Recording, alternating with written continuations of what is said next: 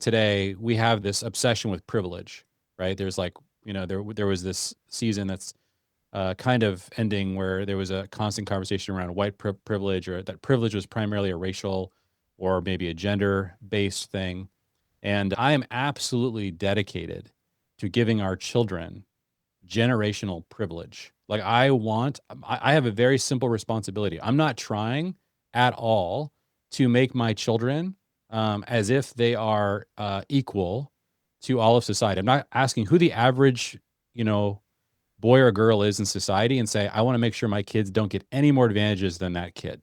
Mm, That's the opposite of an Abrahamic mindset. yeah. I want to give my kids as many advantages as possible, and I want you to give your kids as many advantages as possible. Anybody listening to this, like that's your job. Like if Abraham thought that he could give no advantages to Isaac, could pass nothing on to his descendants, like if you read the end of Genesis, it's fascinating what Jacob is doing. He's just passing on, to his 12 sons everything, like everything he has. And this is a very continuous theme all the way through the Bible.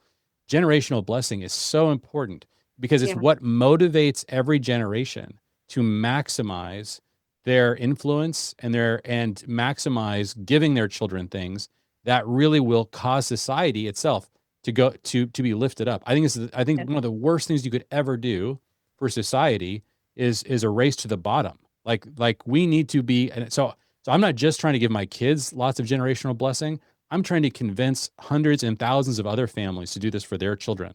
This is Yeah. not a zero sum game. It's not like if we win, you lose. I want all of us to win. I want every generation to get better and better and better and better. And we can do this, but you have to decide to give that generational, you have to be okay. You can't have some kind of weird hang up. You can't have some kind of mindset that says, I want to make sure my kids suffer like the average, like there's enough suffering in the world. God will make sure your kids suffer. It's going to happen whether you like it or not. What you Right. need to do is make sure that, and I'm not talking about spoiling your kids either. This all needs to be done in wisdom, right? There's lots of caveats Right. we could make, but the point is that your ceiling needs to be your children's floor, and there's a basic pact that exists between one generation and another generation. That pact is, I'm trying to make your life better. And one of the worst things that's happening right now, and one of the greatest critiques of the previous generation, is that they pillaged society and they left less for their children.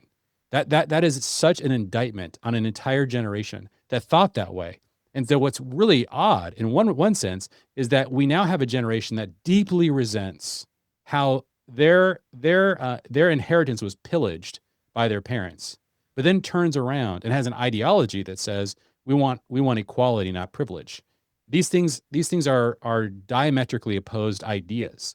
And so we have to be okay with accumulating generational privilege, passing it on to our children in appropriate ways, making sure there's a whole essay we're going to get into because the last part of this blessing is that you are blessed not for yourself, but to be a blessing to other families. The Yeah. reason why you're giving your children generational blessing is not so they can, live in a gated community and look down their noses at the rest of the world suffering.